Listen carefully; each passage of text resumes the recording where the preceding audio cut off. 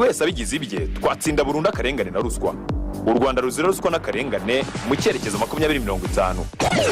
Radio Imanzi 105.1 FM.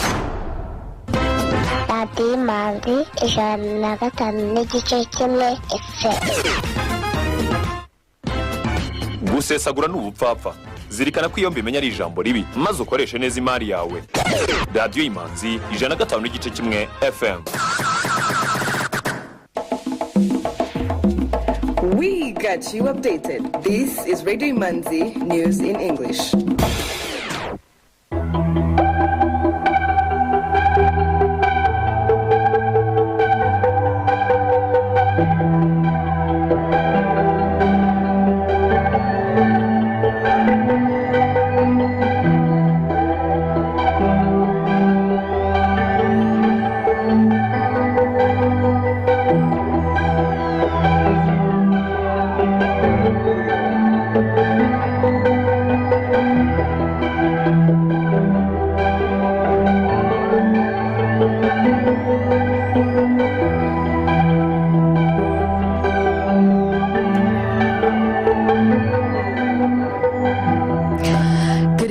Ladies and gentlemen, you're tuned to 105.1 Radio Imanzi, broadcasting from Kigali.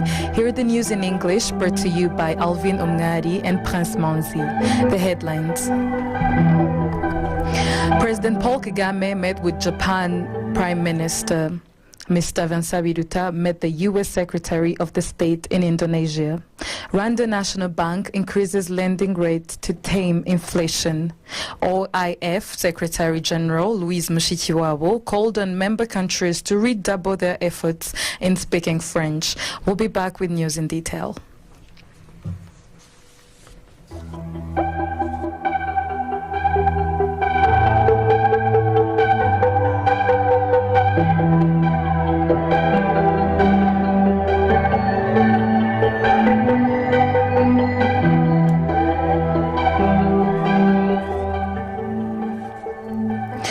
President Paul Kagame met with Japanese Prime Minister Fumio Kishida at the sidelines of the upcoming G20 summit for discussions around ways to further strengthen bilateral cooperation. Both leaders are in Indonesia, where the two-day annual meeting kicks off Tuesday, November 15th. President Kagame and Prime Minister Kishida discussed existing bilateral cooperation, including sectors of climate change mitigation, infrastructure development, and public-private investments. Stephanie Nyombayire, Presidential Press Secretary, explained that Rwanda and Japan have, for the past 60 years, enjoyed good bilateral relations. She highlighted that this year, Tokyo's International Conference on African Development, TICAD, Japan committed to working with various countries on climate change mitigation, including Rwanda. Nyombayire said His Excellency Paul Kagame commended the support of Japan in various fields, including but not limited to human resource development and cooperation with the Rwanda Space Agency, RSA. She added they agreed to continue working closely together to advance the benefits of the people of Japan and Rwanda. President Paul Kagame expressed his condolences of the untimely passing of former Prime Minister of Japan, Shinzo Abe. Prince Manzi has the next detail. Minister of Foreign Affairs, Dr. Vincent Biruta, said he had a good meeting with U.S. Secretary of State Antony J. Blinken of the security situation in the Eastern Democratic Republic of Congo. Both leaders met in Bali, Indonesia, on the margins of the ongoing G20 summit. Dr. Biruta expressed his gratitude to the U.S. Secretary of State Blinken through his Twitter account, saying, "I reiterated Rwanda's commitment to the Nairobi and Rwanda mechanisms to bring peace and stability to Eastern DRC and the region, and the need for all concerned parties to work towards a political solution to the crisis." According to the U.S. State Secretary, the U.S. is deeply concerned about the continued violence, citing the need to take active steps to de-escalate the crisis. He said, I underscored the United States' deep concern about the continuing violence in eastern DRC and called on Rwanda to take active steps to facilitate the escalation. During his visit to Kigali nearly 3 months ago, Blinken said the US supports mechanisms to find a lasting solution for the conflict-ridden eastern DR Congo, including the Nairobi process as well as the Luanda tripartite summit. Rwanda has launched a 46 million euro facility that will finance government institutions working to implement Rwanda's Climate Action Plan, also known as the Nationally Determined Contribution (NDC) to the Paris Agreement. Rwanda's 10-year Climate Action Plan aims to reduce greenhouse gas emissions by 38% by 2030 compared to business as usual. The facility will act as the financial driver of Rwanda's Climate Action Plan, and it will be managed by the Rwandan Green Fund (FONERWA). It has been capitalized through a grant from the Federal Republic of Germany through the Rwandan-German Climate and Development Partnership. It also aims to attract additional climate finance from investors and development partners looking to be part of Rwanda's green growth journey. Jean-Darc Mujawamariya, the Minister of Environment in Rwanda, said climate action sits at the heart of Rwanda and Germany's development partnership. This NDC facility is a game changer as we implement our ambitious response to climate change, and we are grateful for the German support. Svenja Schulz, German's Federal Minister of Economic Cooperation and Development, said Rwanda has shown remarkable leadership in responding to climate change. The German government is pleased to once again join hands with Rwanda as the country builds a green and climate resilient nation. Let's hear once again from Imanzi. Prosecution has told court that 19 staff of IPRC Kigali are accused of stealing school property worth 13 million Rwandan francs. The revelation was made during the bail hearing of the accused, who are all in custody at Kichkiro Primary Court on Tuesday, November 15th. The suspects are accused of theft, forgery, and embezzlement. The school principal, Dieudonné Murindahabi, the director of finance, Thomas Venda Muhimund, storekeeper, Jean-Claude Nabo, and the plumber, Venuste Hakizimana, are among the accused. The prosecution requested the court to remand all the accused, arguing that there are reasonable grounds to suspect that they have committed the crimes they are being accused of. It was heard in court that some materials have been recovered from various places across the country, including the homes of the accused. The court will rule on bail hearing on Friday, November 18th. IPRC Kigali was closed late October for 2 weeks by the Ministry of Education to pave way for investigations after it was declared a crime scene, following the discovery of alleged theft of sorted equipment belonging to the school.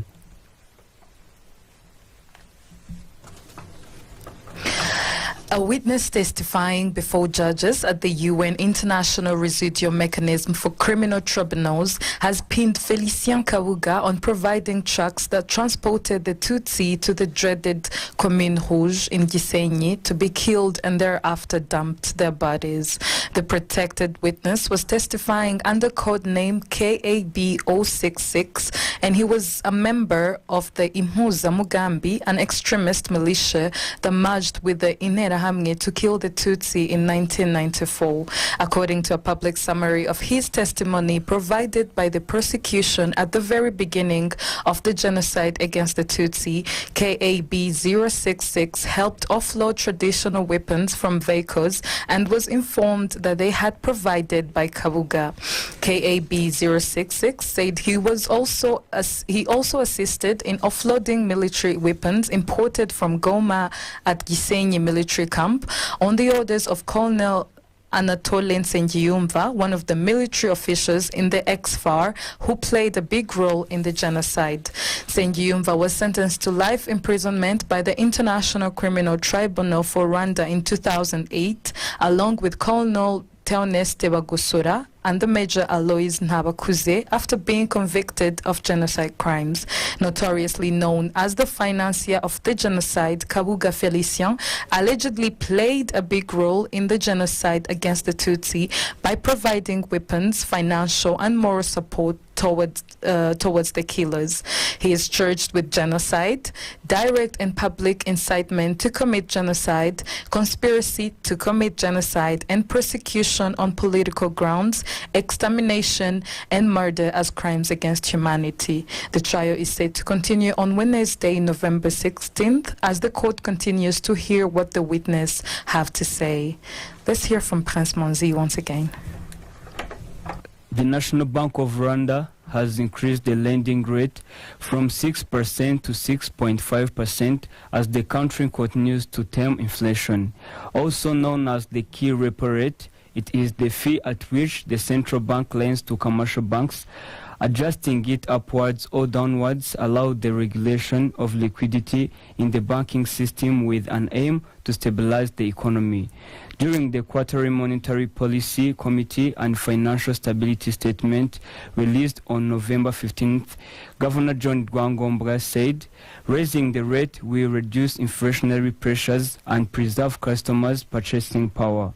This means that with less money in circulation, customers will focus more on priority spending and discourage suppliers from increasing prices because there is less demand. Following this decision, the central bank will also reinstate the reserve requirement ratio to pre-COVID level of 5% effective January 1st, 2023. Thierry Karisa, National Bank's chief economist, said, despite the positive economic performance recovery from COVID-19, the regulator still has to consider the current inflation by tightening money in circulation. Economic news is a regular feature on Radio Imanzi.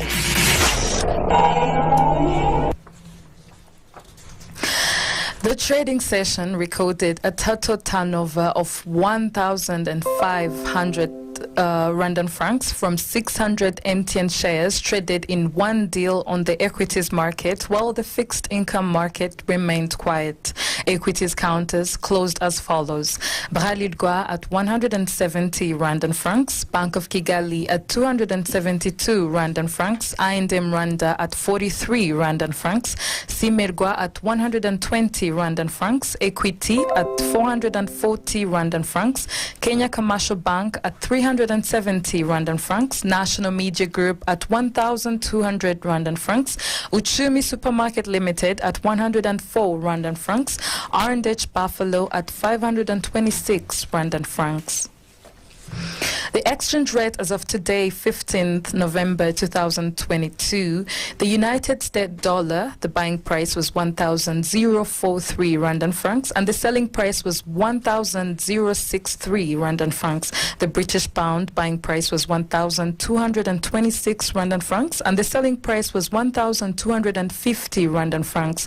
The euro buying price was 1,076 Rwandan francs and the selling price was 1,097 Rwandan francs. The Kenyan shilling buying price was 8.5 Rwandan francs and the selling price was 8.7 Rwandan francs. The Tanzanian shilling buying price was 0.44 Rwandan francs and the selling price was 0.45 Rwandan francs. The Ugandan shilling buying price was 0.27 Rwandan francs and the selling price was 0.28 Rwandan francs.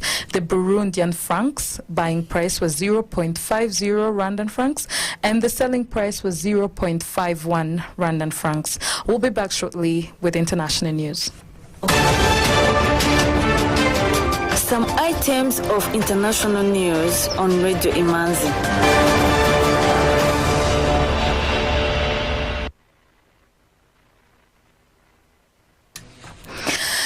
Speaking ahead of the 18th summit of the Organisation Internationale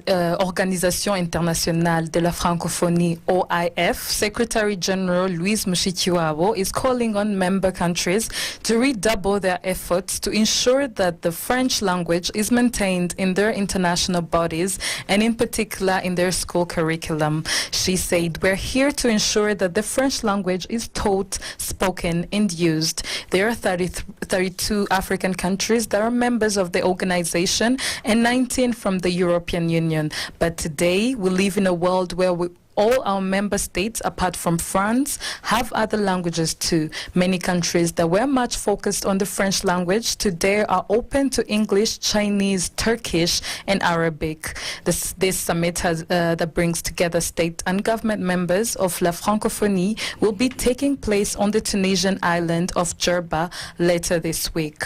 Let's hear from Imanzi. Ivory Coast has announced the gradual withdrawal of its troops from the UN peacekeeping mission in Mali by August 2023, a decision that comes against a backdrop of diplomatic tensions between Abidjan and Bamako for several months. A letter from the permanent mission of Ivory Coast to the UN said the permanent mission confirms the gradual withdrawal of Ivorian military and police personnel deployed in the UN mission in Mali. The text continues saying the rotation of the protection company based in Mopti, as well as the deployment of the staff officers and police officers planned for October and November 2022 can no longer be carried out. No official reason have been given for this withdrawal, but the relations between Ivory Coast and the UN have become considerably strained in recent months. The Ivorian announcement comes a day after British said it would withdraw its contingent sooner than it expected. The UN Security Council voted to extend for another year for the UN peacekeeping mission in the Central African Republic. The vote was 12 in favor with 3 abstentions, namely those of Russia, China and Gabon. The French drafted resolution maintains the robust mandate of the 17,500 peacekeeping missions, focusing on protecting civilians while encouraging President Faustin Archange Touadéra and his government to promote lasting peace and stability through a reinvigorated political and peace process. The resolution adopted on Monday urges all parties to respect the ceasefire and urgently implement a reconciliation process. Central Africa Republic's Foreign Minister Sylvie Valéry denounced the alarming humanitarian situation, adding the country needs a mandate to address the armed groups. Once again, Prince Monzi. The Ethiopian government has agreed with commanders of the Tigray People's Liberation Front that the rebel fighters would disarm once Eritrean troops leave the war scene. A disarmament agreement reached in Nairobi on the mediation of the African Union negotiators said the rebels group had accepted to surrender both heavy and light weaponry to help end the war, but that decision would be pegged on the departure of foreign forces.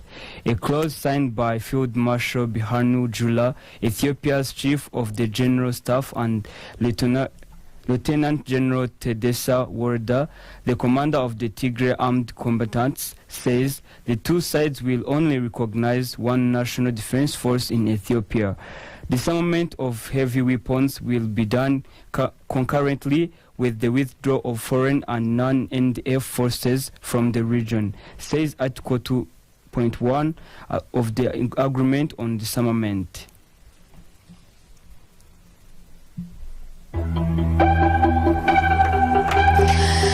With that, we come to the end of tonight's program. Let us backtrack once again to the headline. President Paul Kagame met with Japan Prime Minister.